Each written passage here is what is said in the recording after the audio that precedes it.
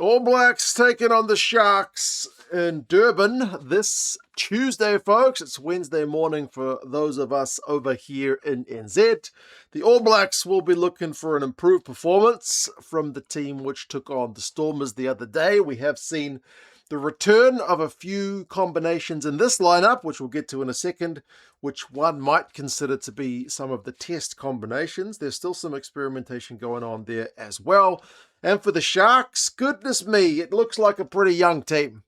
Like, I watch enough of the URC to be fairly familiar with most of their players, I feel like, but there's a number of players whose names I've either only ever seen in passing or just plain unfamiliar with, because there's a fair few guys who are like 23 or under making their debuts. But they do have Ma'anonu. Ma'anonu is on the bench and is going to play the All Blacks, who's very much at the other end of the experience scale. We'll go through the squads which have been named, some of the predictions and some stats, and you guys can let us know your thoughts on how things are going to go. For the Sharks, like I said, it's a young-looking lineup. The forward pack is a little bit less so. The forward pack, thankfully, is looking a little bit more experienced. Like, they've got Roloff, Swart, and Vincent Koch. Like, Vincent Koch has fallen out of the Springboks' favour because he's, I think, basically aging out of that role at tight head prop, but he is still a veteran. He's a World Cup winner. He will certainly try to put the All Blacks scrum under a bit of pressure. Swart is a kind of pretty experienced URC campaigner, and then Roloff is back from France, where they like a scrum. So fingers crossed the All Blacks get, I don't know, challenged at scrum time, man. I feel like we need that ahead of the Springboks. Stassen and Van Heerden in the second row. Stassen's another guy back from France, and Van Heerden is probably one guy to highlight in terms of being a fantastic line-out disruptor. The All Blacks had a pretty good line-out against the Stormers, but it's an area we struggled with a little bit in the July series. So having a bit of pressure put on at line-out time, I think, again, in terms of preps for the tests, can only be a good thing. And then Pepsi Buthelezi, who is a Springbok. He's a one-cap Springbok. He's recently been in the SAA side. He was the Sharks, I think, joint top try scorer in the URC, is certainly a guy to highlight in the back row as well. Manu Chituka and Nick Hatton, again, SAA and Sharks kind of regular in that back row. So, yeah, the forward pack doesn't look too bad. The reserves, there's a little bit of lacking of experience, but the forward pack, the starting forward pack, I think kind of looks solid enough. Are they without a ton of players? Of course, but the back line is where it really looks young. Like, Bradley Davids is pretty young at 9. He's had a pretty short season. He only came in at kind of the end of the season for the Sharks, started the last few of their games. He's still a young man and learning, and will be good from playing a game against the All Blacks. But yeah, he's not had a lot of game time in this 2026 year anyway. Vusi Moyo is the guy who recently got capped by the Boks. So he's certainly a guy with high potential, at least in the kind of Springbok coach's eyes. So it'll be a big test for him in terms of what he can do against a team like the All Blacks as well. And then Murray Kotze and Lorenzo Julius is a pretty useful looking midfield. Like, Julius has been around for a while now, even though he's only like 22 years old, but he looks like a guy who could potentially step up to another level. Another guy who's played SAA rugby, and then Kotze is a guy who's just come back from Japan, so he's a little bit more at the end of the experienced scale. But then the wings, Besta has had like a couple of games of pro rugby. I think Donovan Don is literally on his Sharks debut. And then Siyaya has had maybe 4 games of pro rugby. So the back 3 is looking pretty inexperienced. And even the 9-10 combo has not had that much rugby. So, yeah, it's a youthful looking Sharks side. One which the All Blacks, with the lineup they've picked, should be looking fairly comfortable against, I would say. The bench-wise, I think there are 3 front rowers on the bench. There's a couple of guys who are on their pro rugby debuts, and one guy who's on like his second cap. So very inexperienced front row replacements. But I think all have played like South African under-20s. So time to step up in a big game like this. Vincent Chituka is a Springbok on the bench in the number 19 jersey. And then Ivan van Zyl has also, he's in his 30s, the reserve 9. He's played around the globe. He's played for Saracens and whatnot. So he's by no means inexperienced. And then Ma'anonu, like, what a veteran to have in the squad. The dude's like 44 years old. Maybe makes up for a little bit of the inexperience among the rest of the squad. He can be a bit of that kind of mentor role. Has been recently playing his rugby over in France. Has been in the MLR before that over in the States. So he's still going. he's not very quick anymore. Genuinely, he's not very quick. He's 44 years old. So if you get any gas near him, he will be found out. But he's still Ma'anonu, man. Hopefully he can provide some guidance, as I said, mentoring, and, be a cool head in what is a pretty big game for a lot of these guys. Like, one thing which maybe we didn't talk up enough about that Stormers game is you got to get up for this game, right? Like, for some of these Sharks guys, this will be the biggest game of their lives for some of them. So get up for it, right? If there's ever a day to play out of your skins, this is that game. For the All Blacks, I mentioned some kind of test combos. Like, the front row is De Groot, Almoa, and Newell. Dave Rennie did say that Tyrell Lomax has still got a bit of a niggling injury, so otherwise it probably would have been De Groot and Lomax. So we're looking more towards our kind of starting props. So fingers crossed we get better performances or better outcomes at scrum time. Asafa Almoa was, great from the bench in that game against the Stormers, so he gets a chance to start. Josh Lord and Sam Derry.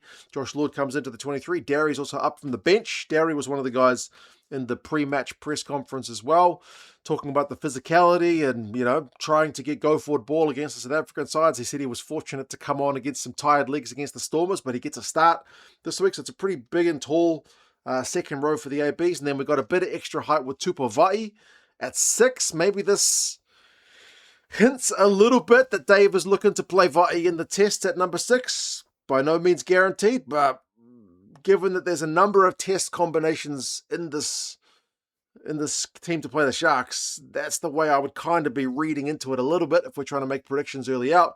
And then Jacobson is at 7. He is the captain this week. Satiti, who was supposed to play in the last game but fell ill, is now back right, and he is at number 8. So it's a much more test-looking forward pack than what we saw against the Stormers when we had a number of changes. Although it's not completely test combinations. Like, Kyle Preston's going to get a crack at 9. He barely had any game time. He got a little bit off the bench against the Stormers, but Dave Rennie also singled him out, saying, he was always going to start this game, so they didn't want to play him too early against the Stormers. I thought maybe it was just because the game was still very close against the Stormers and he wanted to keep on the more experienced Ratsima. But Kyle Preston, there's a lot of optimism about he's a guy who could potentially be the bench guy for Roygaard, because I think realistically, even though Dave Rennie came out and said all the places are up for grabs, Roygaard's spot's pretty secure, isn't it? So you are essentially competing for that bench spot. So Kyle Preston, who's not really had that much rugby this year in terms of a starting role, finally gets a start. And then Ruben Love is back at 10. So Bodie's out. Didn't catch many high balls or any high balls last week, so we'll see if Ruben goes any better in that area if he's asked to field them. And then another test combo, I think, the Geordie Barrett, Quincy Paya midfield. That's changed. Billy Proctor is sadly out and going back to New Zealand because he's got a fractured shoulder blade. So that's bad news for the ABs. It maybe gives ALB a bit of a better shot potentially at a test spot, potentially on the bench, but I still think Geordie Barrett and Quincy Paya is our starting midfield for the ABs. And then wings-wise, Caleb gets a start on the left. Finning Onofo gets his second test on the right. And then D-Mac is back at fullback, which again, if they're doing that dual playmakers thing with D-Mac and Love, maybe reverts back to the way we played in the tests in July. Bradley Slater will get his first run out for the ABs from the bench. Remember, he was a late call-up, replacing the injured George Bell as the replacement hooker. Norris and Tossi continue on. Tossi's dropped to the bench for this one, so he gets a chance to make amends after being really penalised in that Stormers game. But I don't know if he would have been playing if Lomax had been fit, to be fair, but at least he gets a second crack. We don't have a specialist lock on the bench because Vaa'i is starting as that extra lock. So we got Blackadder and Samisi Tupu Tailoa, who also gets his first run out. If you haven't seen him play, if you don't watch any Super Rugby, dude just freaking loves a carry. He is a big number 8 who likes to run over people. So look out for him when he comes on. Cam Roygaard's on the bench. It's an unfamiliar spot for him. Tava Nawai will add to his All Blacks, not test caps, but caps, or match caps with a run out from the 22 jumper. It'll be interesting to see if he comes on for Geordie or somewhere else. And then Emori Narawa is there as well. Remember, Narawa could be another potential guy to stake a claim for the midfield too, because he can play midfield and the wings. Elsewhere, they said Numia and Will Jordan also have niggles. Otherwise, they probably would have played. And Cody Taylor is still not right, but they are targeting him for the Bulls match. Some stats for you.